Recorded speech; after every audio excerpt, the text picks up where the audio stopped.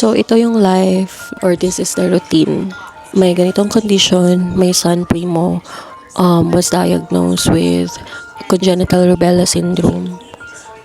So, basically, hindi siya nakakatayo mag-isa. Ano pa ba, hindi siya nakakalakad. But, thank God, itong basic na pag-upo ay nagagawa na niya.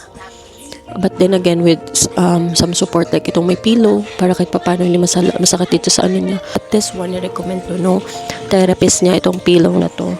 It's a good thing kasi medyo matagal-tagal siyang nakaupo ngayon.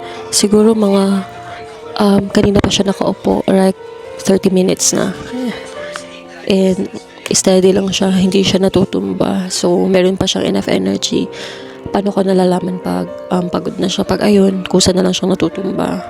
That's the time na papahigain ko na siya, naka-elevated, higa na siya para mag-burp din. Ayan, nag-burp na nga.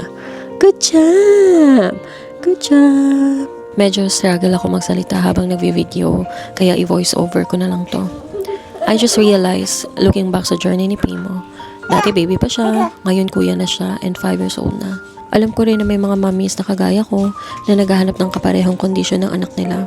Ganon din ako before. Naghahanap din ako ng mga kagaya ng kondisyon ni Primo dahil gusto kong mas maintindihan at iba yung pakiramdam na alam mong hindi ka nag-iisa. Noong 2023, I started posting about Primo's condition to share our journey and raise awareness. Pero bilang isang mom and everything in between, may mga times talaga na nawawala ako sa pagpo-post. Kaya yung mga comments and questions niyo before, hindi ko agad na-replyan. Alam ko yung pakiramdam na naghahanap ka rin ng someone makaka-relate sa situation mo. It has been very challenging this past few years, but I believe na ginawa ni Lord na mom ni Primo because He trusts me.